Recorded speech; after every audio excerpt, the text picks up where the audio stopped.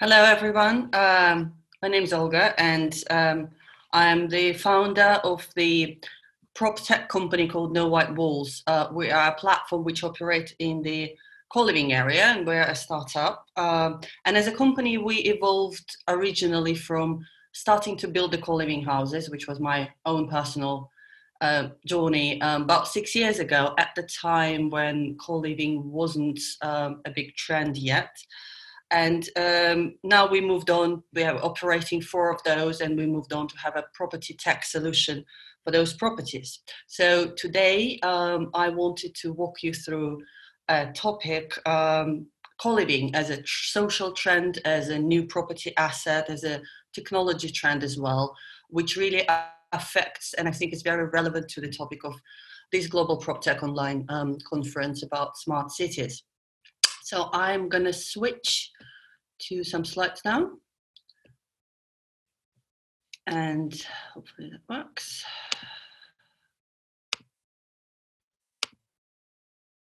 Right.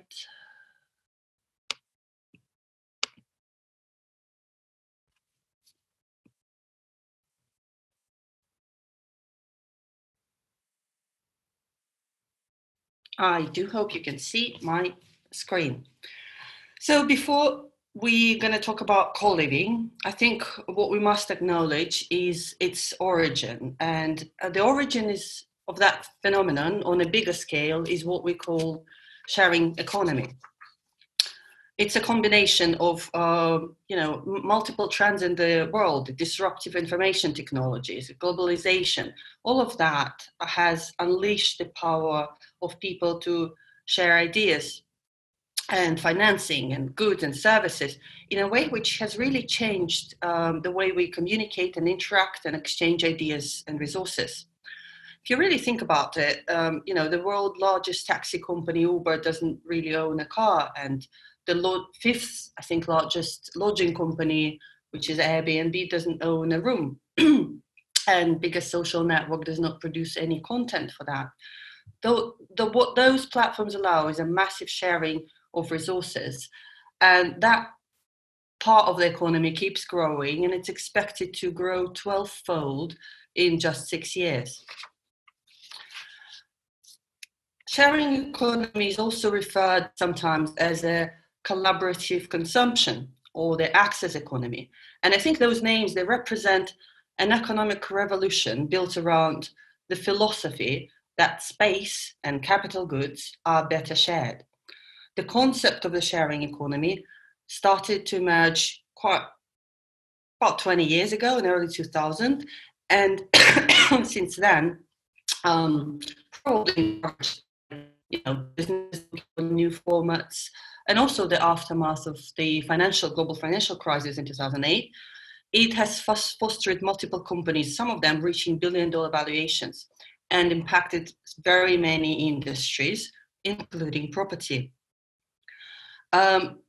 There is a movement in the UK called The People Who Share. It's a social movement, and they define this sharing economy as an ecosystem built around the sharing of human and physical resources. And that includes not just sharing the consumption, it's shared creation, production, distribution. Okay.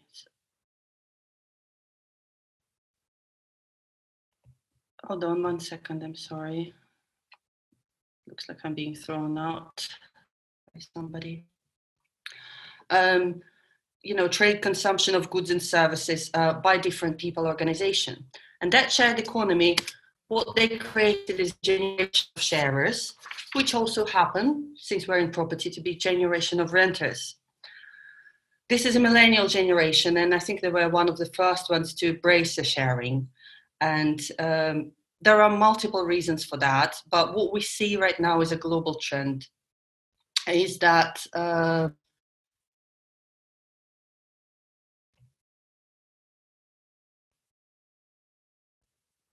I'm sorry, it just looks like I can't see if I'm sharing my screen.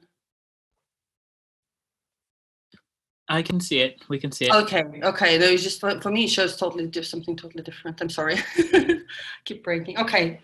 Just give me a shout if something went wrong because I can't see from my end. Okay. No So problem. I think what's interesting about that trend is most of those people tend to rent for multiple reasons, and we're going to talk about them. But also a lot of them share. For example, by the statistics shared by Spare Room, which is a UK biggest platform where people choose shared housing, over almost 70% of tenancies signed are sharing tenancies.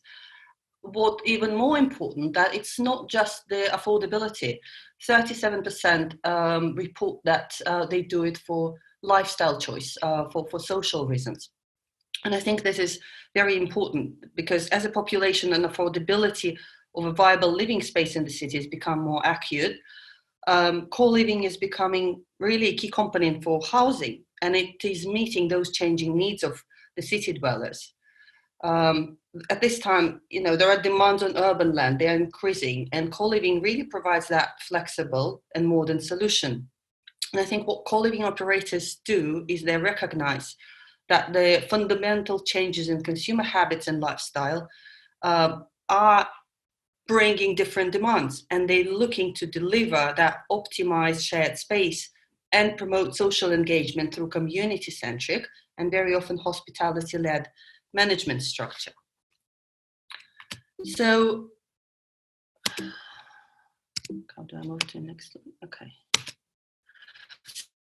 Is co-living new? Well, to be honest, we're all familiar with co-living from a really early age, assuming, of course, that each of us has been born into so-called nuclear family. Babies share spaces with their siblings and parents share spaces with their offspring until the children fly the nest and become homeowners themselves. Well, at least in theory. The practice is somewhat different, and now with many family members unable to get on the property ladder, there are multiple restrictions, both economic and there are coercive mortgage restrictions on the younger people. So property very often becomes simply unaffordable. So idea of sharing space is not new by any standard.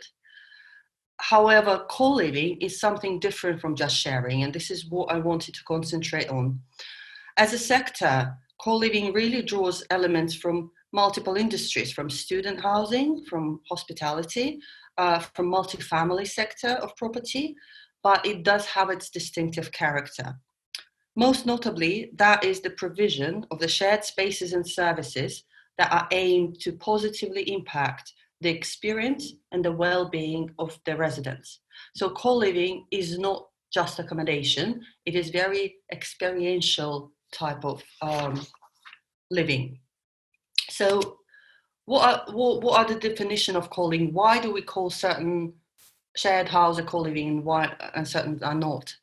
According to the definition which I took from JLL co-living index just released in the end of 2019, there are 6 key characteristics which we attribute when we start calling a certain property a co-living. First of all, we're looking at the property purposefully built or converted property which has been designed with a co-living in mind. It is also must be professionally managed and hospitality-led, which means that there are should be multiple additional services or amenities offered to its residents. Obviously, we're talking about multi-tenanted, and what's important is its individual leases. So it's very different from a group of student buddies renting just a flat together. It is a managed and well-run and hospitality-led space where individuals rent their own private spaces rather than join it together. Originally, it emerged obviously as a very young choice, so-called hacker houses in the Silicon Valley. But at the moment, if we're looking at the co-living map across Europe and the US, it is not really restricted to any specific demographic group and more driven by the communities which happen to form within and within such co-living spaces. And from property perspective, what you expect to see in a co-living is usually slightly smaller private spaces. So people quite happily settle for just a room, as long as they're given larger and multi-use communal spaces and additional amenities. And they're quite happy to share that. So at the moment, co-living is growing really, really rapidly. If you type co-living in the Google, it returns 6.4 billion searches, comparing to 3.1 billion for a term apartment globally. And it's a term and a way of living that now is well developed in many countries, especially where there isn't such a significant emphasis on home ownership. Originally, co-living started early 2000 with hacker houses in Silicon Valley, which were driven by entrepreneurs coming together and working together on certain projects. But it has now developed a lot to provide for much wider and more mixed demographics and fostering different communities, not just people who work together, but actually people who cross paths on multiple different reasons. There's been more than $1 billion in the US only invested in the co-living developments in 2019, and Europe has also seen rapid growth. About 60% of the projects which were sort of put out in last 2 years were completed, and at a city level, Amsterdam and London, firstly, together they account for about 40% of the total recognized stock. A significant portion of that stock is still in the pipeline, and yet most operators report at the moment oversubscription, which signifies high demand for this type of asset. So I'd like then to look into a few main reasons or trends which both define the co-living as a trend, but also are very relevant to predict where this trend is going, how it's going to impact the cities of the future, and predict where co-living is going to go next.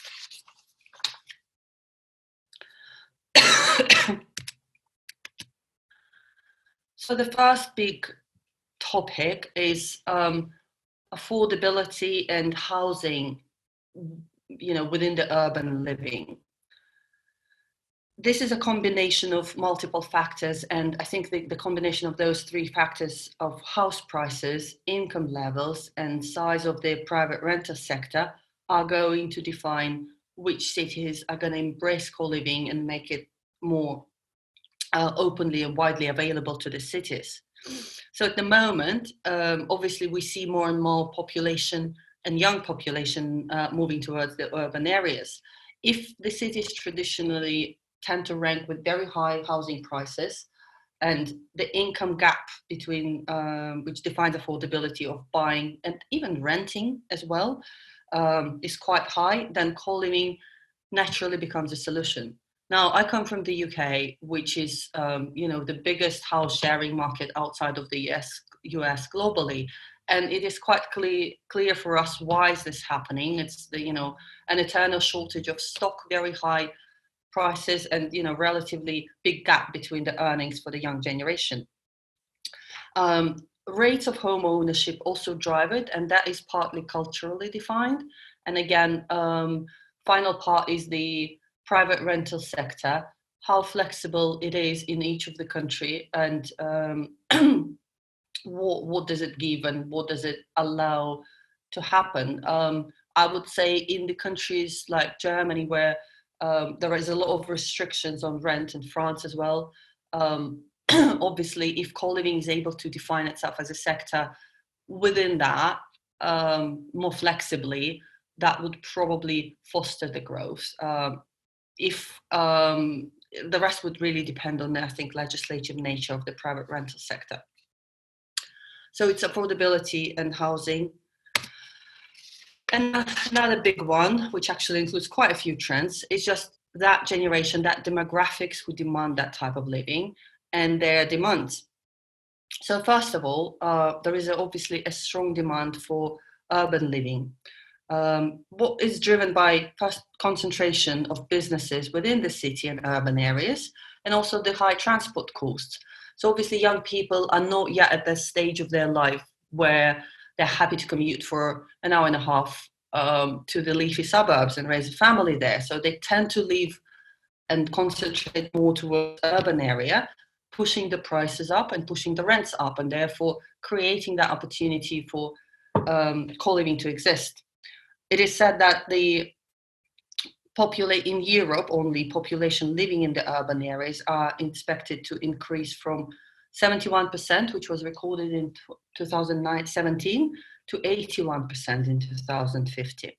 And many of those city dwellers are of younger age and also of high education, and therefore they will be looking for high levels of innovation. So the technology, the platforms behind housing and co-living, choosing it, operating it, managing it on a daily basis, is driving demographics towards looking for it. They don't pop up in their real estate, offices and high street shops anymore. They all do it online, and therefore the more advanced co-living operators are in bringing those people and in fostering the technology and innovation around them, the more popular they're going to become. This is a very dynamic demographic. They also care about a lot of trends, such as smart city positioning, the consumption, the entrepreneurial focus. So we will be seeing this generation and this type of residents moving towards cities, and cultural drivers are going to be bringing them. And those cultural drivers are quite varied. So it's not just being in a smart city, but it's things like a perceived startup environment, whether those young people whose aspirations are more to be on their own, to be flexible, to have virtual working, start their own businesses, they would be driven towards those cities. And scale of the remote workplace for digital nomads, things like smart city ranking globally in terms of livability of that city, all of that is going to drive the demand into those cities. And as a result, co-living might become one of the flexible solutions. Another sort of big pile of trends, I would say, is really more about the lifestyle choices and cultural things. Obviously, the generation of people who use co-living are quite mobile, and they expect that. And that is a trend which is not going to go away, because I think, according to latest report from McKinsey, 80% of employers are now expect their workforce to be mobile and ready to move, and co-living provides for that. It's the mobility and its era of, it's free movement and globalization and social mobility. That flexibility co-living gives is essential. People are not locked into 12-month leases. It's flexible. You can rent in a few months, and you don't have to carry a truckload of your, hoovers and plates and pots and all of that with you, because all of those amenities are provided. And I think co-living really allows that trend to emerge. Also, co-living really emphasizes on shared spaces and resident experience, and therefore such thing as loneliness and just mental health and well-being could be something which co-living helps to, if not solve, but elevate. Also, habits and lifestyle changes and, cities of the future, they will be measured about how they address those things for their residents. It's sustainability and flexibility and the spirit of sharing economy driven by both human and social demand brings about the demand for very strong community support. And it defines co-living as a trend which is currently, with that community focus, shared consumption, flexibility, it really starts disrupting the traditional housing sector. And for co-living operators as such, understanding the different occupiers, understanding their requirements, it becomes a key for developing a balanced housing solution, which would work for the current demand, but also for the future generation. Having operated 4 co-living houses myself in the last 4 years, I could see how those dynamics are in play and how much it is important to drive the community, to drive that welcoming, accepting spirit, and how interesting it is becomes for community members and continue to live in the house, and it changes the dynamics, and it changes how people look after the property and how they view, I would say, their active position there and accountability and responsibility. So it is a very interesting sector to be in, not just from the perception of investing in a property trend, but also from the perception of really lifestyle, a certain lifestyle you create there, which is quite amazing, really.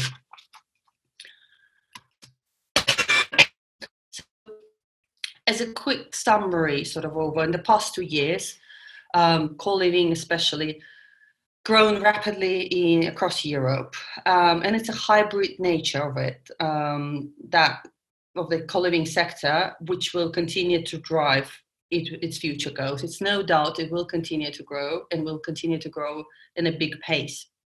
It is at the moment quite small. It's a very fast growing market, and I think the innovative platforms which are built around it, which support it, like one we run in No White Walls, but we also integrate with quite a few other community platforms and different platforms. They influence how those homes are being designed, built, and operated.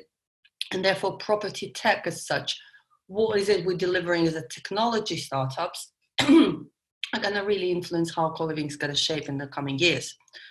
Also, with very varied planning and legislative requirements for residential, commercial, and hospitality usage across different countries, co-living kind of becomes a flexible solution, which at the moment tends to stay outside that framework. There's been a conference recently in London where there's been a discussion whether co-living should be classified as a separate property asset now, which is interesting because we would see, by the way government applies certain restrictions and laws and regulation onto co-living, whether they deem that to be more of a hospitality or a long-term housing solution.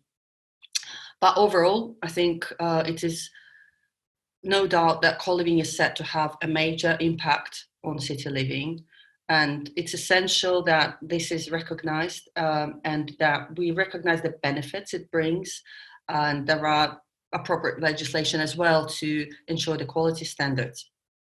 Co-living at the moment offers a choice on the markets which often are short of options, and it deserves to be supported as a sector. I'll repeat, my name is Olga, and I'll go back to check if there's any questions. You can get in touch with me. I'm usually based in London, but obviously LinkedIn and all the rest of the social media. Always happy to chat. Co-living is one of my passions. Thank you very much for listening, and hold on, let me just stop sharing for a moment.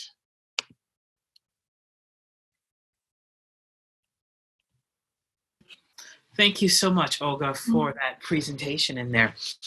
I do have one question for you that touches on something you mentioned in your summary. You mentioned that the role of some property technologies, the influence that it's having on co-living, is to start to inform the design of some of the new spaces that are coming out there. Can you give some examples of the influences or the design considerations that are being done in regards to technology?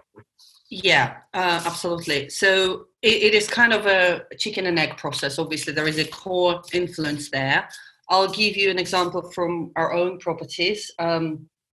Obviously, we have been looking for a technology or a platform to really run the community as such within the properties. And there are different requirements from our side as a property company, and our side as a technology company. So it's been interesting to start marrying the two.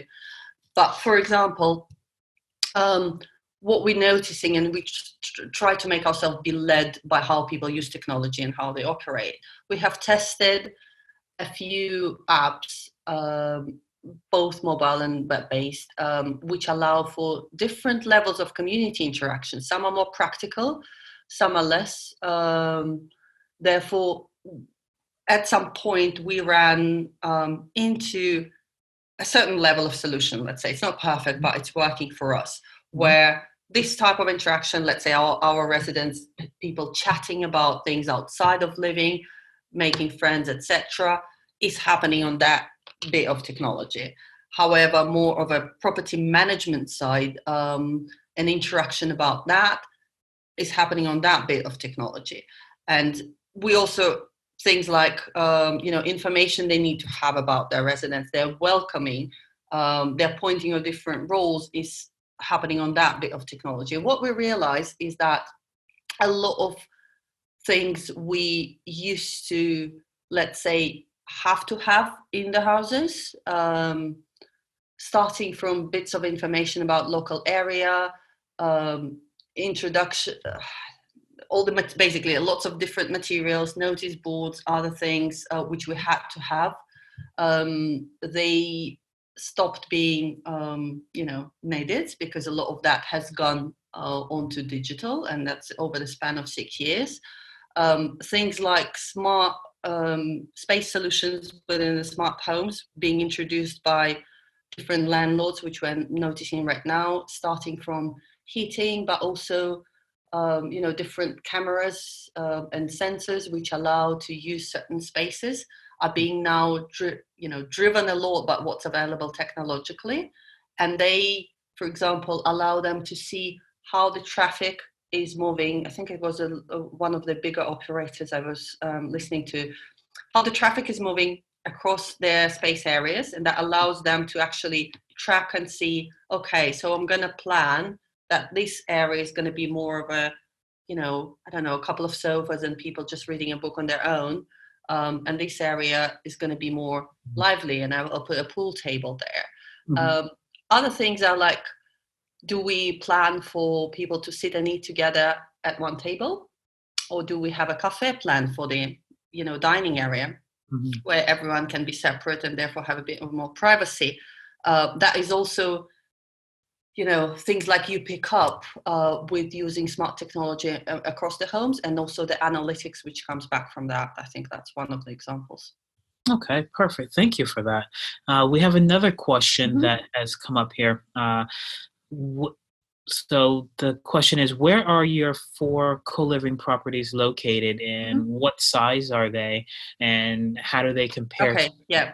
So we've got a few. There are 4. They are just outside of London. It was selected for investment financial purposes. At the time, it made sense and still makes sense more. So they're yielding really well. I'm now talking in my hat of the property developer. So we've got one in Hertfordshire, one in Berkshire, one in Buckinghamshire. So it's Slough, Hemel Hempstead, Burnham, and Staines, which is inside the M25, but sort of a bit south. They're not particularly big. They're 6 to 8 rooms each, with quite big communal spaces, quite modern, nicely, developed. We charge area dependent from about 600 per room. All the rooms are ensuite, so all the rooms have their own bathrooms, and there is plenty of nicely designed, properly designed communal space. From 600 in sort of Hertfordshire area to about 950 for a big room in Staines. That is compared to, I would say, 20% above the market for average room in a house share, slightly under 1-bedroom flat, or on par with the 1-bedroom flat. We have, over the last 2019, we also manage at the moment, as No White Walls is a management platform for other co-living and house shares. We manage other properties as well. Across all of them, we have an occupancy rate of 98.72%. That is a number I'm very proud of, which is just the stats we've done. We talk to tenants, obviously. We first of all, hopefully that our social media strategy attracts certain type of tenants. But first of all, we talk to them. It's a human interaction. We take the employed people. It's not a family dwelling. It's sort of single lets, all of them. But we just talk to them and we see if they fit. There is a certain ability to be in a shared space, which comes with a personality. I would say it's really a case by case. I hope I've answered all of those questions. Yeah. Great. As I said, I think I'm running out of time, but I'm available, quite active on all the different social media. So if anyone wants to follow up, I'm quite happy to.